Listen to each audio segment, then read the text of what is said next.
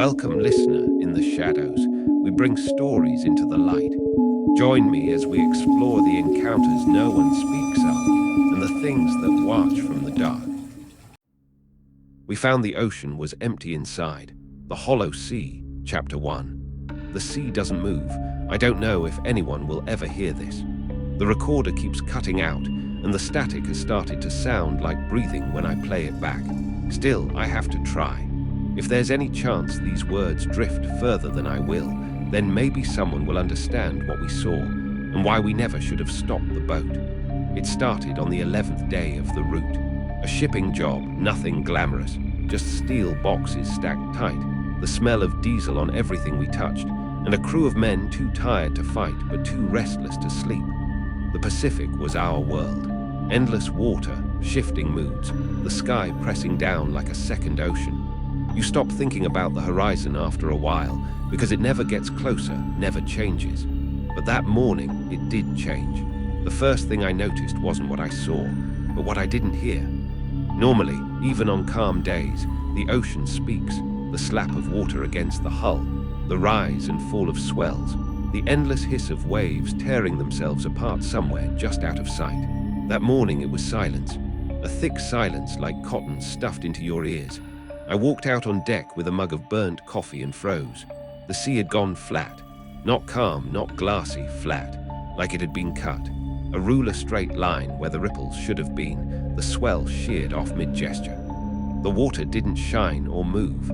It just lay there, as though it had been painted onto the world in a single, unbroken stroke.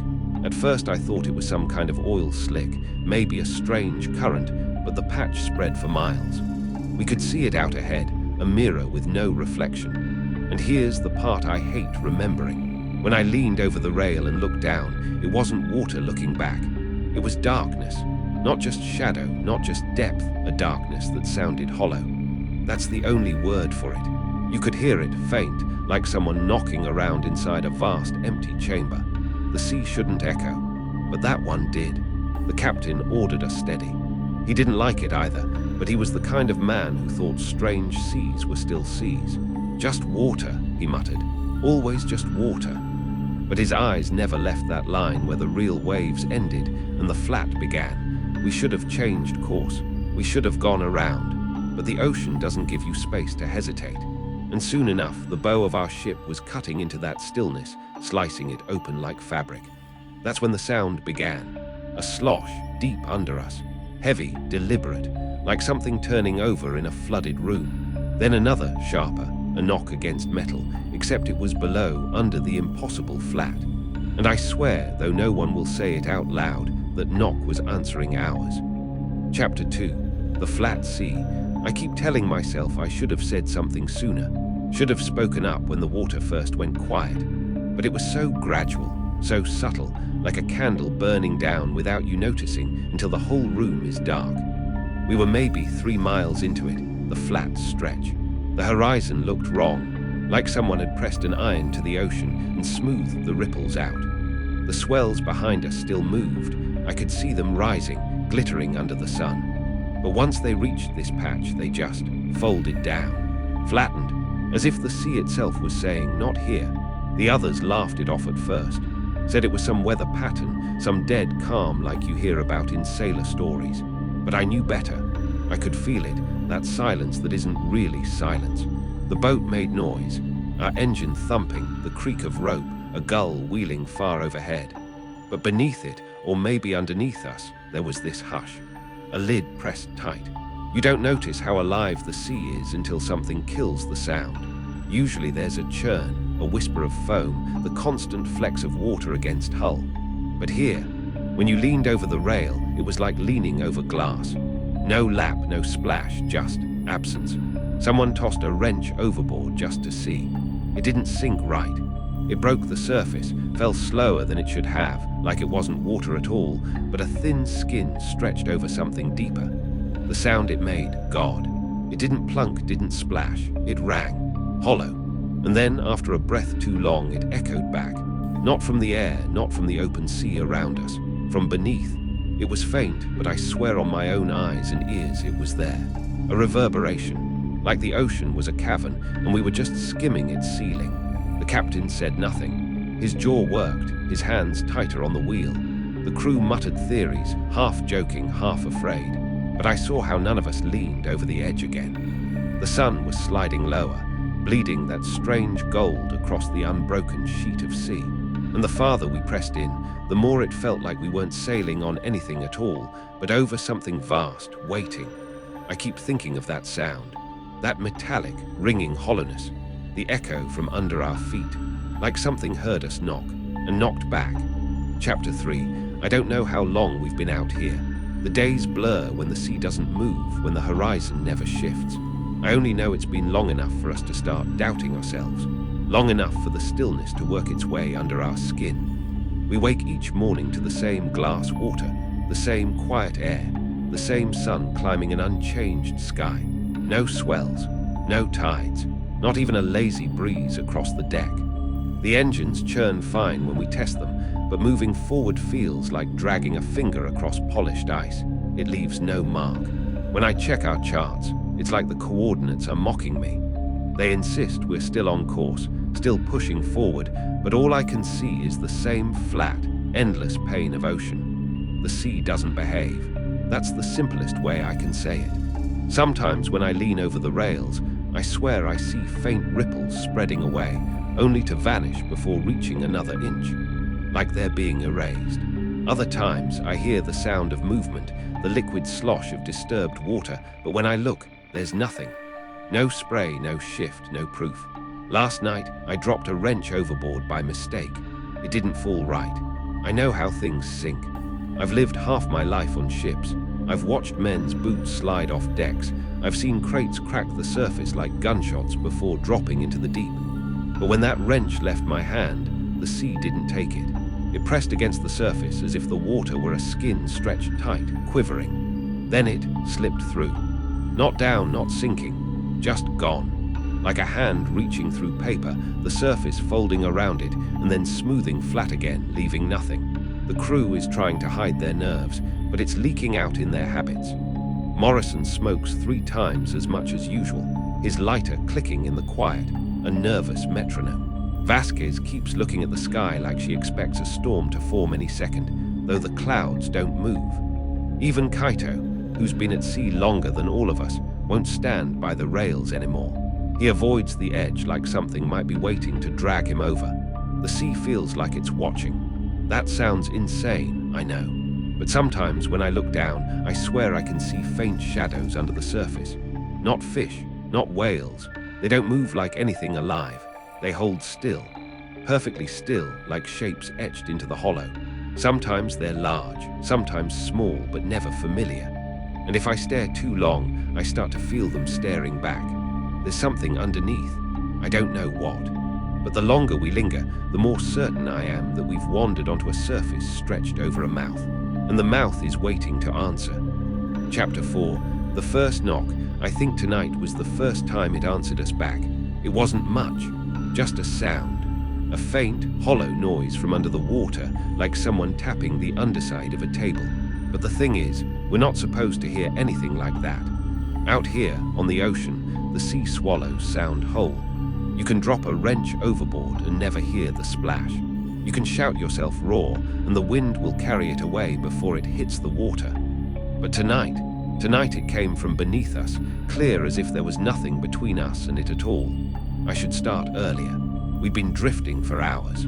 The flat patch stretched on in every direction, a pane of glass smeared with moonlight. No tide, no pull. The sea just stopped moving. It should have been comforting, like anchoring in a safe harbor, but it wasn't. It was wrong in that quiet, dental office way. Too clean, too sterile. The crew hardly spoke.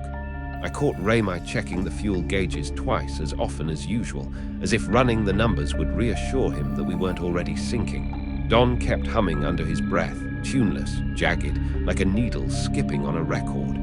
I think it was just something to fill the silence. I leaned over the railing a lot tonight. I couldn't help it. The water below doesn't look like water anymore. It's too even, too still. When I stare at it long enough, I swear I can see shapes beneath, but not the way you'd see fish or coral. They're outlines, shadows that don't belong to anything I recognize. Sometimes they pulse. Sometimes they just wait. And then it happened. Raymai was in the wheelhouse. Don had gone below for a smoke, and I was alone on deck, leaning on the railing again. The silence pressed in so tight I could hear my own heartbeat in my ears. And then, knock, soft, measured, from directly below. I froze. I wanted to tell myself it was a creak, a groan of the hull, the sea settling against the steel. But I know this boat. I've lived on her for years. I know every noise she makes. This wasn't her. This was a sound made against her. I crouched, put my hand flat against the deck, and it came again. Knock, knock, like someone testing the weight of the wood. I didn't shout for the others. I don't know why. Maybe part of me didn't want them to hear it too, to make it real. Maybe I thought if I was the only one, it would stay mine, like a nightmare you don't say out loud. But in that silence, I swear I felt the knocks echoing up into my bones, like the sea itself was hollow, and something inside it was rapping back. I'm writing this now with the lights dimmed low, pretending it didn't happen. But I can still feel it. That delicate, deliberate rhythm. Something below us, not moving with the sea, but moving against it. And worse than the sound itself is the thought that lingers after. It wasn't knocking to scare me. It was knocking to let me know it heard me. Chapter 5. The knock that knew us. It's strange what a human ear decides is threatening. We've grown up with sounds that belong to the world, things our mind tags as familiar. Wind rattling a doorframe, wood expanding in heat, the tick of metal as it cools. Even things that wake us from sleep, thunder, cracking ice, the groan of an engine, are only frightening because we recognize them. The fear lies in familiarity bent sideways, the reminder that something is off where we thought we were safe. But this wasn't anything my body had heard before, and yet it terrified me. Not because I recognized it, but because it felt like the opposite, like recognition happening in reverse, as if the sound itself knew me. The first knock came when the sea had been flat for hours, as flat as a mirror you dare not touch for fear of breaking it. We dropped anchor not because we needed to, but because drifting seemed worse. The idea of the ship moving silently across this cut-flat surface, no ripple behind us, no trace we had passed. The captain thought it best to plant ourselves, as though pretending the sea was normal could trick it into behaving. The crew had gone quiet by then. No cards, no cigarettes flicked into the water, no sea shanties muttered under breath. Men who usually found ways to fill silence instead gave it room, as if they feared making noise would draw something's attention. That quiet itself became oppressive, like the air before a storm. And then knock. It wasn't sharp like wood on metal. It wasn't soft like water striking hull. It was something in between, a hollow thunk, like a closed fist against the bottom of a barrel. It came from directly beneath the ship. Everyone froze. You could almost hear men glance at one another. No one spoke. Another knock. Louder. The sound carried in a way it shouldn't have. We could feel it in our feet on the deck, in our teeth. Not a vibration like waves or machinery, but a resonance, like standing inside a drum someone was testing for weakness. Then came the worst of it, the rhythm. It wasn't random. It wasn't the slap of something drifting by, or the idle shift of current against anchor chain. It had spacing, pause, repetition. As though whatever was down there was measuring, calling, or worse, listening to how we answered. I tried to convince myself it was a whale brushing the hull, some leviathan curious about the ship. But I've been at sea long enough to know the speech of whales. They moan, they sing, they strike with tails and breach, but they don't knock. They don't press sound into wood like a man rapping his knuckles on a desk. One of the crew muttered a prayer. Another told him to shut up. The captain just stared over the rail into that still surface.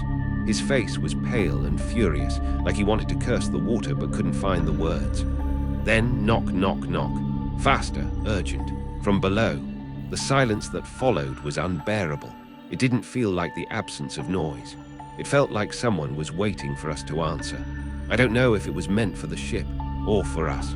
But in that pause, that infinite hanging space after the knock stopped, I felt like the ocean was listening, ears pressed to the hull.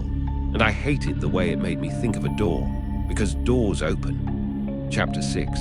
I don't think there's a way to write what happened without making myself sound hysterical. But I swear to you, I swear with every word I can still force onto this page, it happened. The night was too quiet, not just calm, not just windless. The sea lay around us like a mirror someone forgot to finish. No crests, no troughs, no sway beneath our boots. When you've spent your whole life on water, you know that stillness is not a gift. It's a warning. We should have left. We should have turned the engines and pushed back into the living sea. But no one moved. No one even raised it aloud.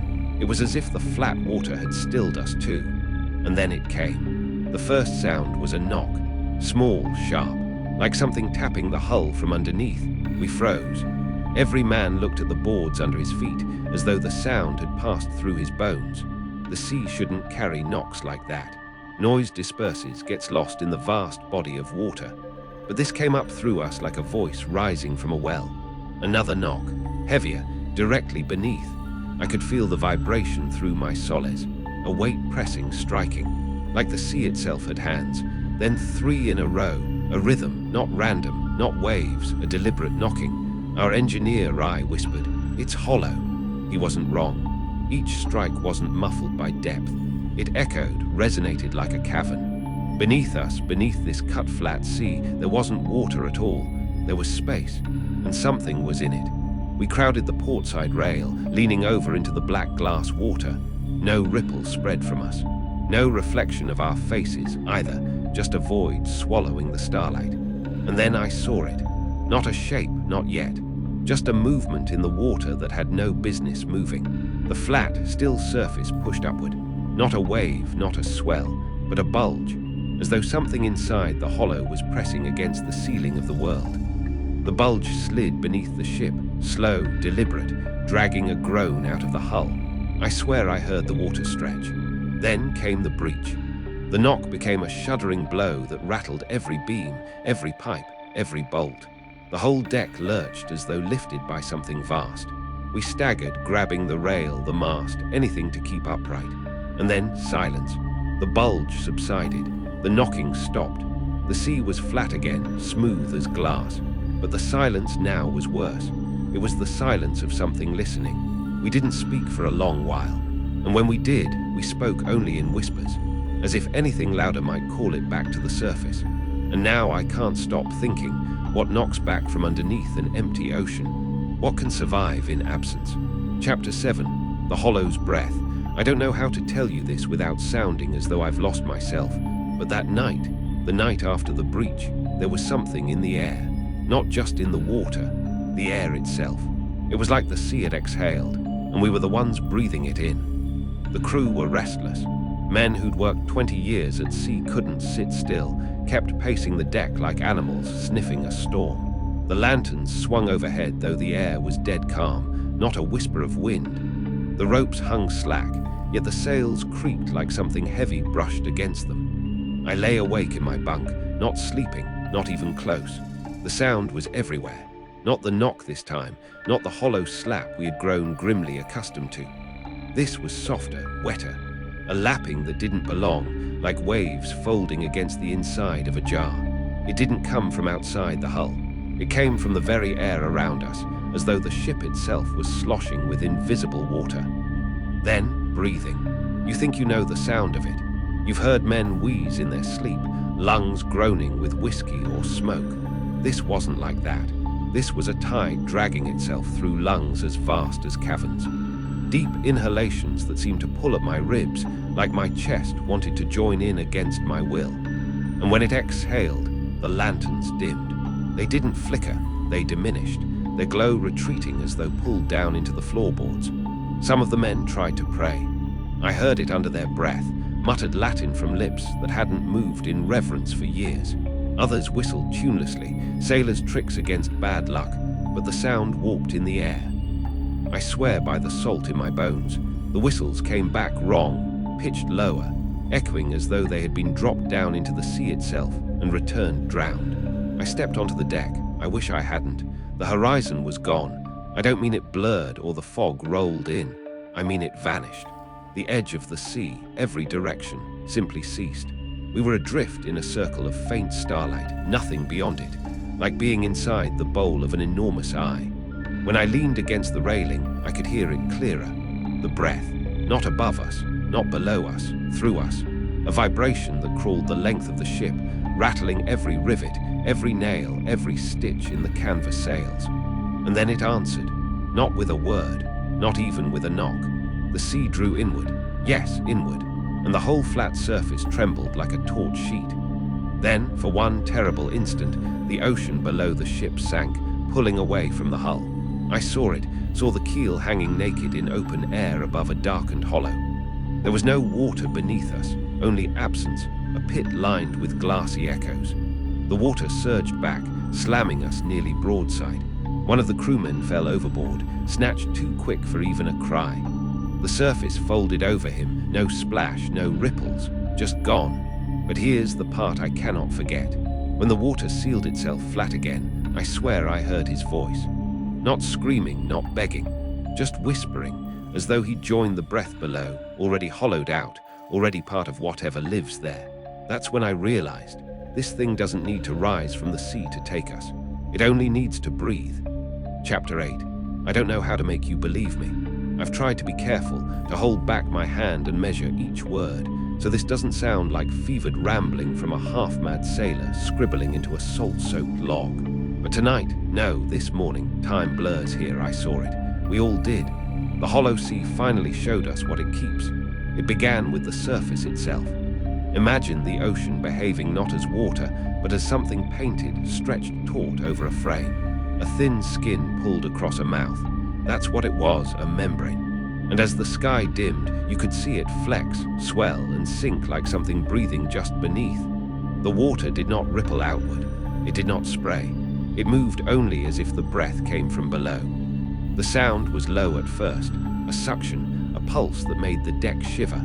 But then there came a hollow booming, like the resonance inside a cathedral dome. The sea was answering itself, echoing in a voice that had nowhere to go but into us. I felt it in my ribs before I even heard it. And then the surface broke. Not with a wave, not with foam.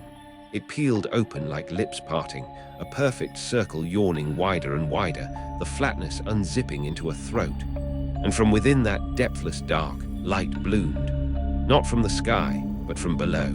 It was pale, phosphorescent, like moonlight made liquid. Shapes moved in it, not fish, not anything that belonged to the sea. They were long, jointed things, bending too smoothly, too deliberately. Dozens of them, maybe hundreds, shifting in a slow ballet around the column of light. One rose higher. We saw its surface breach, not a body, not a creature in any sense I've known. It was a structure, a rib, a piece of something vast, curving up and up until it cast a shadow across the deck. And as it moved, we realized it wasn't rising from the depths. The depths weren't there. It was pressed against the underside of the water, crawling just below the membrane, as if the hollow sea were the thin lid of a jar, and this thing was tracing its hand along the barrier, deciding whether to crack it. It knocked, once, twice, with such weight that the hull beneath us answered back like a drum. Someone, maybe Ortega, maybe me, whispered, "It knows we're here." The hole sealed again in silence, and the ocean lay flat once more. The night around us resumed, stars blinking innocent above. But the air felt heavy, as though something enormous had inhaled and hadn't exhaled yet. I know now the hollow sea isn't empty. It's full, too full, and what it holds is pressed against the other side, waiting for the thinness to tear. Chapter 9. The pressure of silence. I have stopped asking whether we can turn back. No one answers anymore. The hollow sea holds us. I think we all know it. The water has become a ceiling, a glass pane stretched over something vast and waiting. It feels like we are insects skating on the surface of a drum, and with every footstep, every shuffle of boot or drop of wrench, we strike at its skin. Something is listening. This morning the stillness changed. It is difficult to explain without sounding mad, but the ocean beneath us, it seems to breathe. The water does not ripple, does not sway, and yet the air has begun to thicken with a rhythm. At odd intervals the deck creaks, as though weight is being pressed up against us from below. As though the entire hollow beneath is expanding and contracting, the unseen lungs of a drowned world stirring against its cage. Mendoza tried to lower a line weighted with a lead sinker again, his jaw set, refusing to speak. I watched it vanish through the mirror of water, a single black cord slipping into silence. He leaned over the railing for what felt like hours, waiting. Then he drew it back. The lead was gone. The line was frayed and wet not with salt water, but with some slick film that clung to his fingers, shining faintly. He would not tell us what it smelled like. He dropped the coil back into the sea as if ashamed he had touched it. We are quieter now, all of us. There is an unspoken agreement that loud noises may be heard, that laughter, speech, or even heavy breath might carry downward. Below our feet is a cathedral of absence, an inverted vault filled with listening. And something there, something immense, knocks when it pleases and waits when it doesn't. At night, the silence is worse. It presses against the ears until the sound of our own blood rushing feels deafening. I have begun to hear whispers in the stillness, like surf breaking far away, though there is no surf here. Captain Reed pretends not to notice the way we all wake at once to the same sound. A long, hollow groan from beneath the hull, like wood dragged across stone. He paces the deck with his lantern, trying to appear in command, but his eyes betray him. He has stopped shaving. I no longer know how many days we have been in this place. The horizon has gone featureless.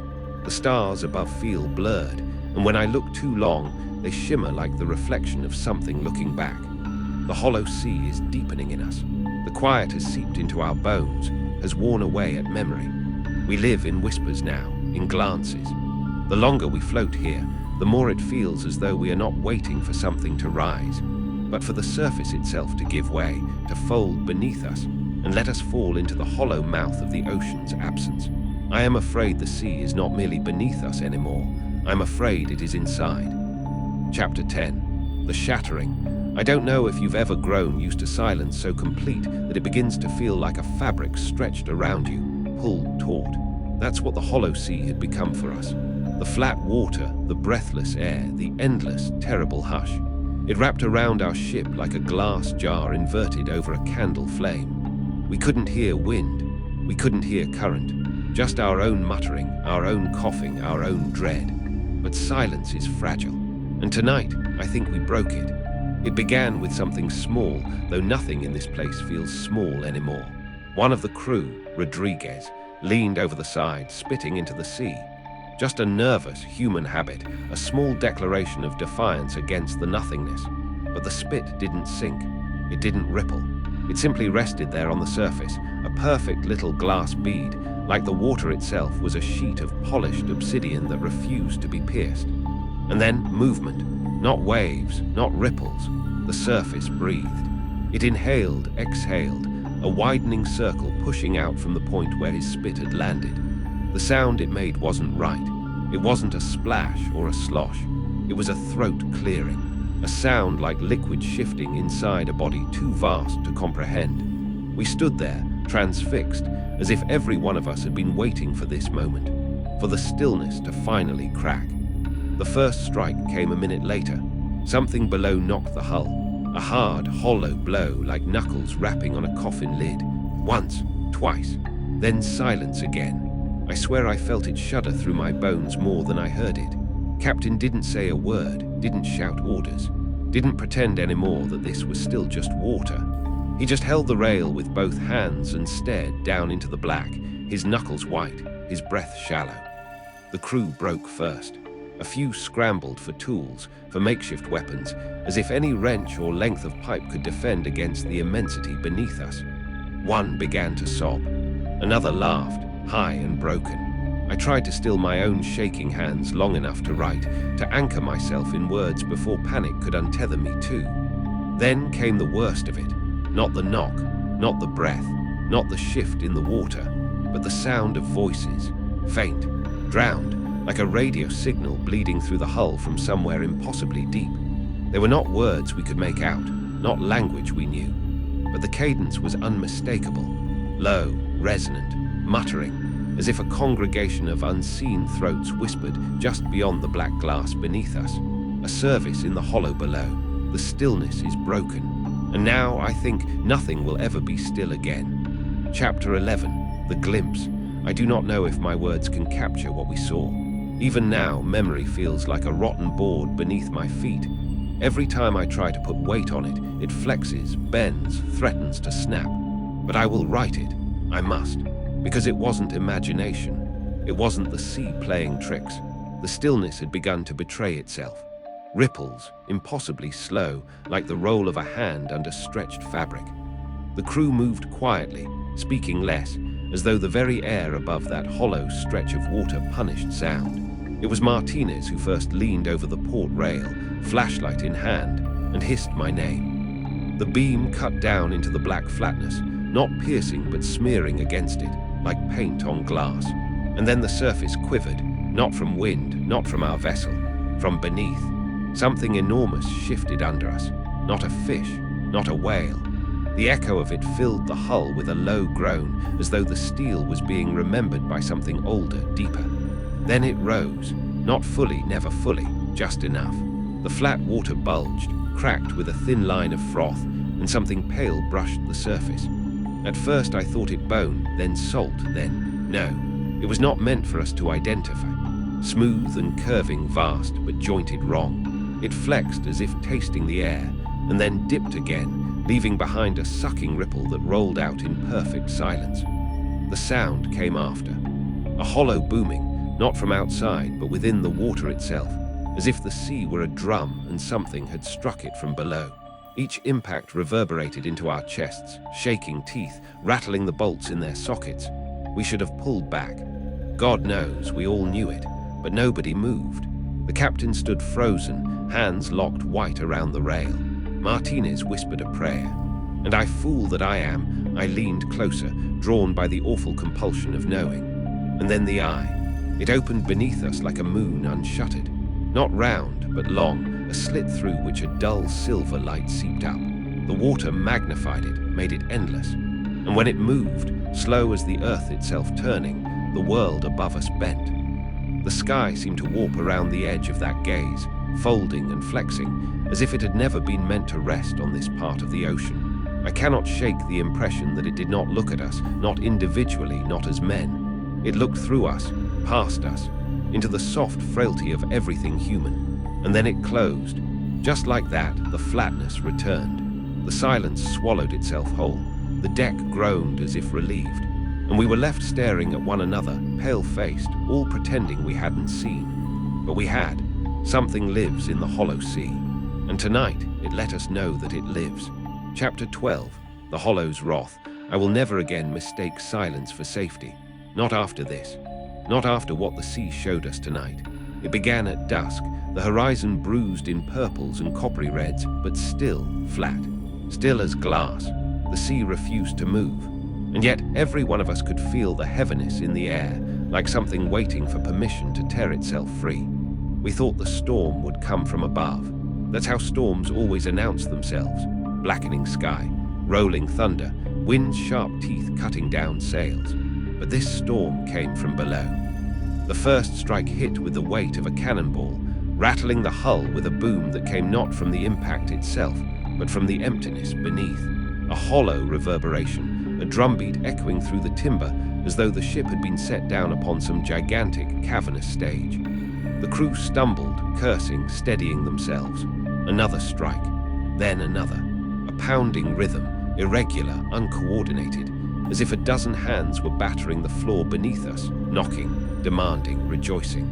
When I leaned over the rail, lantern raised, I saw no swell, no ripple, only the impossible flatness of that sea.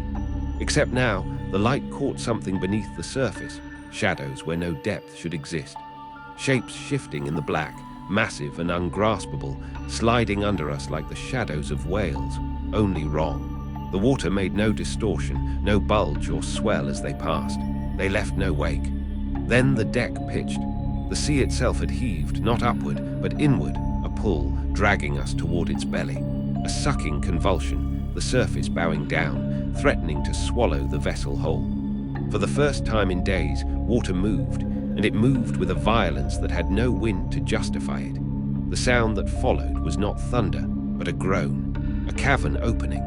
The hollow sea bellowed like a cathedral collapsing in upon itself, stone and water fusing into a cry so low it made my ribs ache. My teeth hum. I saw men stagger and clutch their heads, some coughing blood from burst vessels in their noses. And then the knockers became hands. Wood splintered as something pressed from beneath, pushing against the hull in shapes too wide, too deliberate to be chance. Long, deliberate spans of force traced beneath the keel, as though fingers, titanic, unseen, were exploring the underside of our ship, testing its strength, its fragility. A lantern slipped from one of the deckhands and fell into the sea. It should have extinguished instantly. Instead, it sank through the black sheen, burning all the way down, smaller and smaller, as though falling through air. I counted 8, 9, 10 seconds before the light winked out in the deep. There should be no depth here, but the hollow had shown us its throat. And then it exhaled. The flat surface shivered.